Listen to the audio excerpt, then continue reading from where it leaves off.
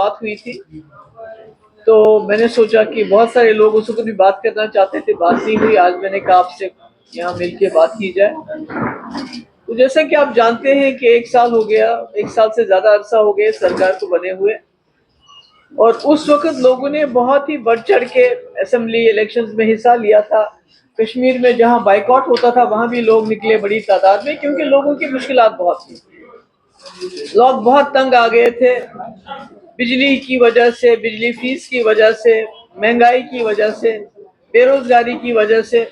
और जो उन दिनों में ये बुलडोजर चलता था, जहां किसी गरीब ने कोई 5 मरले 10 मरले पे अपनी वो छत बनाई होती थी, उसको तोड़ दिया जाता था, मुलाजिमों को डिसमिस किया जाता था। तो उस वजह से लोगों ने फैसला किया कि एक सरकार को चुनेंगे जो एक मजबूत सरकार होगी, और यही वजह है कि एनसी कांग्रेस अलायंस को तकरीबन 50 सीटें मिली।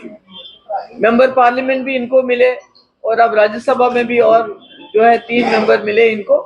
तो लोगों ने ये सोच को इनको वोट दिया कि हमें एक मजबूत सरकार चाहिए जो मैनिफेस्टो जो इनका होगा उस पर काम कर सके किसी झिझक के बगैर। मगर आप देखते हैं 1 साल हो गया है, और ऐसे में इलेक्शन आ गया, नगरोटा का इलेक्शन आ गया, बड़गाम का इलेक्शन आ गया, और एक कैंपेन चली। बड़ा अजीब लगता है कि जब उमर साहब से लोग सवाल करते हैं कि हमने आपको इज्जत रखी, बड़गाम के लोगों ने बहुत इज्जत रखी, बहुत बड़ी हजारों की तादाद में उनको लीड दी, तो वो पूछते हैं आप 1 साल से कहाँ थे, तो कहते हैं पीडीपी बीजेपी। वो कहते हैं आपने वादा किया था कि हम स्मार्ट मीटर नहीं लगाएंगे, आपको फ्री बिजली देंगे, तो यहाँ से कहते हैं पीडीपी। वो कहते हैं आपने कहा था कि गैस जो है सिलेंडर फ्री देंगे साल के 12, तो यहाँ से कहते हैं पीडीपी। राशन देंगे फ्री, तो पीडीपी। 1 लाख नौकरी देंगे। मतलब हर सवाल का जवाब उमर साहब को, बजाय ये कि वो लोगों के पास जाएं, उनको बताएं कि 1 साल में उन्होंने अपने कितने वादे पूरे किए, लोगों की कितनी मुश्किलात दूर कर दी। उनकी जबान पे सिर्फ पीडीपी का नाम आता है, सिर्फ पीडीपी जैसे, मतलब उनको और कहने के लिए कुछ भी नहीं है। तो ऐसे में मुझे हैरानगी हो रही है कि एक इतनी मजबूत सरकार जिसके पास इतना बहुमत हो, इतनी मेजॉरिटी हो, उनके पास लोगों को कहने के लिए एक भी बात नहीं है जिसपे वो लोगों को जाके वोट मांगे। लोकसभा का इलेक्शन हुआ, पीडीपी बीजेपी, उस पर वोट मांगा। असेंबली का इलेक्शन हुआ, पीडीपी बीजेपी। आज बाई इलेक्शन है, इसमें भी इनको लोगों को कहने के लिए, देने के लिए कुछ भी नहीं है। जैसे कि आप जानते हैं कि जिस उमर साहब ने ये कहा था कि मैं स्मार्ट मीटर चीफ मिनिस्टर बनते ही दरिया में फेंक दूंगा, आज वही उमर साहब स्मार्ट मीटर की वकालत करते हैं। वो कहते हैं कि आप सोलर भी लगाओ, उसके बाद हम देखेंगे, जो गरीब होगा उसके बाद देखेंगे बिजली फ्री देने का। इसी तरह सिलेंडर जो इन्होंने किया था वादा, उसका कहीं नामो निशान नहीं है। और आपको पता है गैस की कीमत पहले से ज्यादा बढ़ गई, बेरोजगारी ज्यादा बढ़ गई है, हर हिसाब से लोगों की कमर टूट गई है। तो ऐसे में पीडीपी के ऊपर एक तो अपोजिशन का बोझ था ही था, मगर इस सरकार की नाकस कारकर्दगी का बोझ भी आ गया है।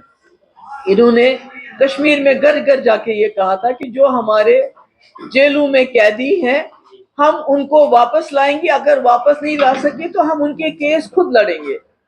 मगर कुछ नहीं किया।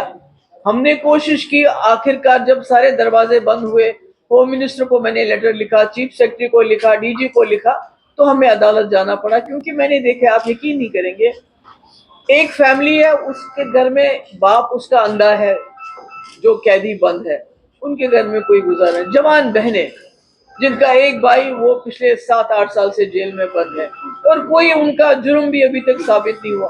तो हम मजबूर होकर अदालत चले गए, हम मजबूर होकर असेंबली में रेजोल्यूशन लाते हैं, हम बिल लाते हैं।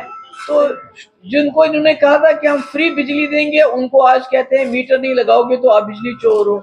जिनको इन्होंने कहा था कि जो सरकारी जमीनों में 20-30 साल से लोग रह रहे हैं, उन्होंने छोटे घर बनाए हुए हैं, तो उनको हम मालिकाना हुकूक देंगे, आज उनको कहते हैं कि आप लैंड ग्रैबर हो, आप जमीन चोर हो। तो मुझे समझ नहीं आता है कि इतनी नाकामी होने के बावजूद जो है, 1 साल पूरे हर महाज पे फेल होने के बावजूद, कब तक उमर साहब दुनिया में हर जगह प्रोपागंडा पीडीपी बीजेपी करेंगे। जहां तक लैंड ग्रैबिंग का सवाल है, जब यहाँ सैलाब आया था, मैं गई थी, मैंने देखा यहाँ लोगों ने नालों के अंदर, यहाँ मैं गई थी सिटी में, वो कौन सा लैंड ग्रैबर है जो नाले में 5 मरले 6 मरले पे अपना कोठा खड़ा करेगा जिसको दरिया ने बहा के लिए। लैंड ग्रैबिंग अगर आपको देखनी है, उमर साहब से मैं कहना चाहती हूँ कि जब हमने बिल लाया, वो भी आपकी एश्योरेंस पे लाया कि जब आपने कहा हमें वोट दो, आप जो प्रो पीपल बिल लाओगे, राज्यसभा में हमने वोट दिया, हम उसको सपोर्ट करेंगे, चाहे वो डेली वेजर का बिल था, चाहे वो लैंड का ओनरशिप का बिल था। अगर आपने वाकई उमर साहब लैंड ग्रैबिंग की बात करनी है, तो बटंडी में जंगल की जो लैंड है, उस लिस्ट में किसका नाम था? उनको बताना चाहिए लोगों को। जंगल की जो लैंड ग्रैबिंग हुई, जो जमीनी कब्जा जंगल में हुआ, उसमें किसका नाम था? किसने वहां लैंड ग्रैब की है? किसने जंगल की जमीन में मकान बनाया है? अगर लैंड ग्रैबिंग, गरीब क्या लैंड ग्रैब करेगा? गरीब 4 मरले 5 मरले 10 मरले मकान बनाता है। अगर आपको लैंड ग्रैबिंग देखनी है तो गुप्कार रोड में देख लीजिए, जो सरकारी जमीन है, जो कस्टोडियन की जमीन है, जो 2 कनाल 3 कनाल में शुरू होगी 75 76, जब इंदिरा शेख अकॉर्ड हुआ, शुरू होगी 3-4 कनाल से, आज 100 कनाल तक पहुंची है वो लैंड। तो यहाँ के लोगों को बजाय इसके कि आप उनको किसी किस्म का आराम दें, उनको बिजली चोर बुलाना, क्योंकि वो कहते हैं मीटर मत लगाओ, हमारे फ्री बिजली दो। वो कहते हैं, वो आप उनको कहते हो कि आप जमीन चोर हो, क्योंकि गरीब लोग कहते हैं कि अगर मेरा 2 मरले 10 मरले पे मकान है, मुझे हुकूक दो। तो मैंने सोचा कि मैं आप पे इस पे बात करूं कि आज उमर साहब इतने बड़गाम जाते हुए इतने ज्यादा वो बौखला गए हैं कि वो, मतलब कहते हैं ना, एक मुर्दा जानवर का दूध पीना बार बार, जो विपिंग द डेड हॉर्स। कब तक वो पीडीपी बीजेपी करते रहेंगे? आखिरकार उनको अपनी साल की कारकर्दगी बतानी चाहिए। आज तो पीडीपी बीजेपी सरकार में नहीं है, 10 साल 12 साल हो गए उसको। आज उन्होंने इस 1 साल में क्या किया?